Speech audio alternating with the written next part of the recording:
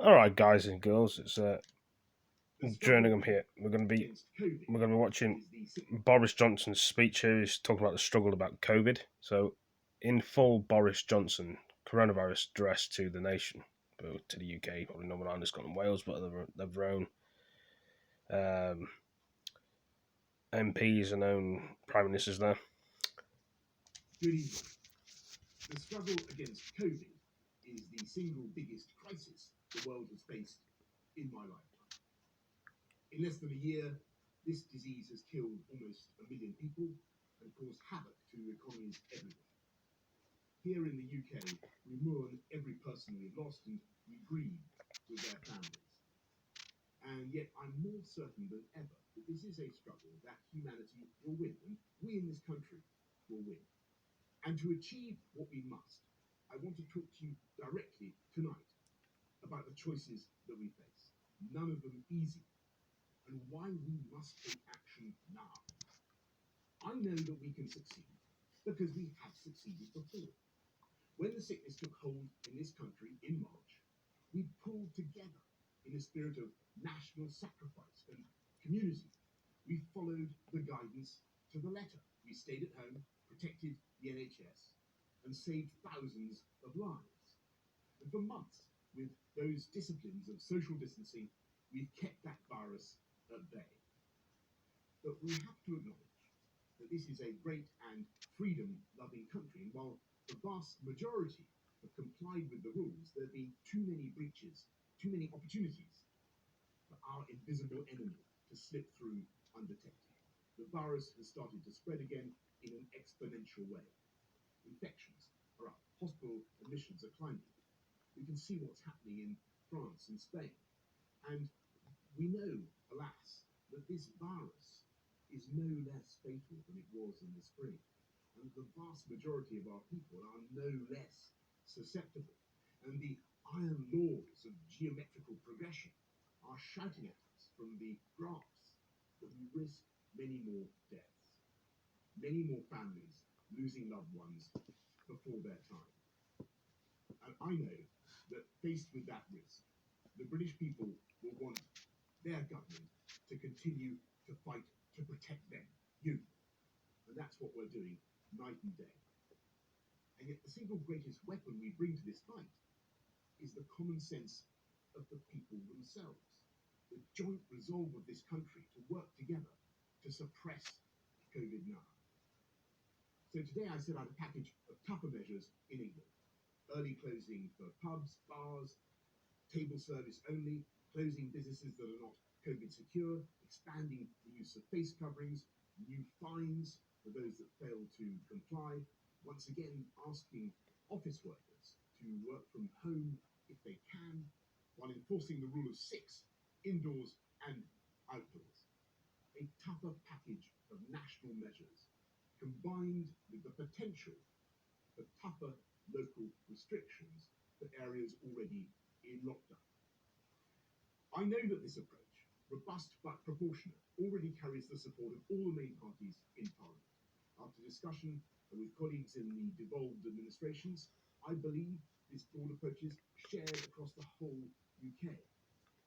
And to those who say we don't need this stuff and we should leave people to take their own risks, I say these risks are not our own.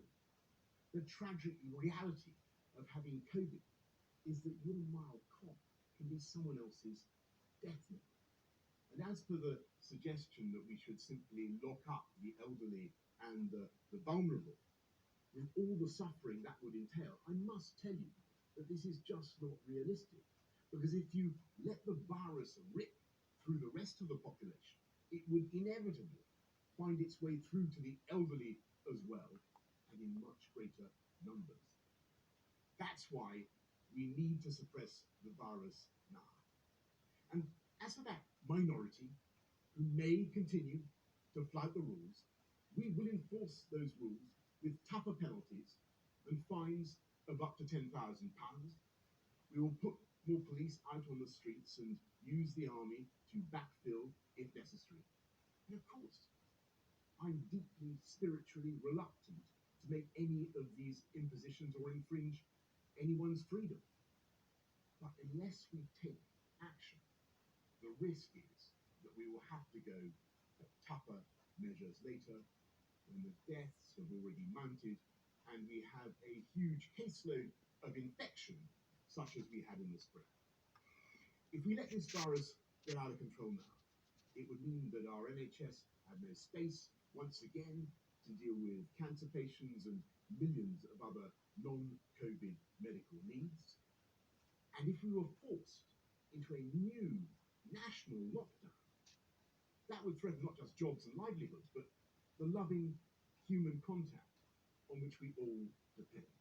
It would mean renewed loneliness and confinement for the elderly and vulnerable, and ultimately it would threaten once again the education of our children.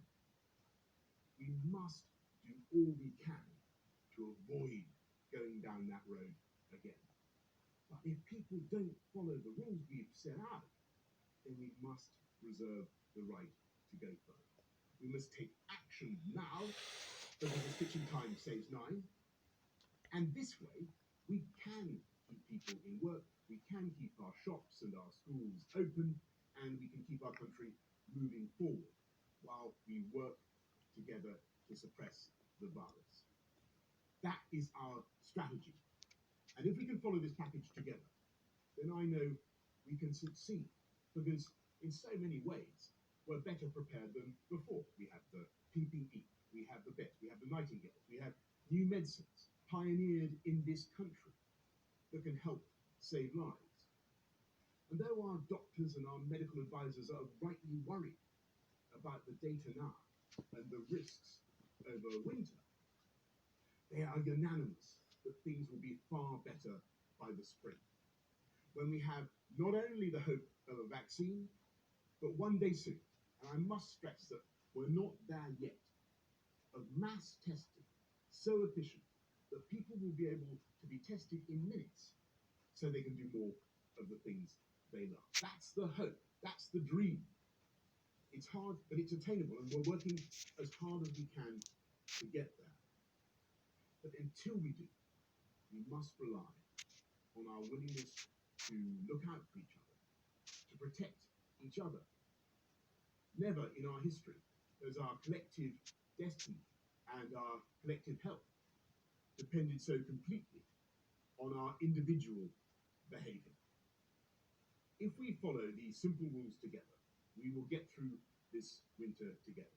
There are unquestionably difficult months to come, and the fight against COVID is by no means over. And I have no doubt, however, that there are great days ahead. But now is the time for us all to summon the discipline and the resolve and the spirit of togetherness that will carry us through. Well, I hope you all enjoyed that speech from Boris Johnson. Let's hope he's right and he's not wrong about it. Thank you for joining me, and I'll catch you in the next video. Peace.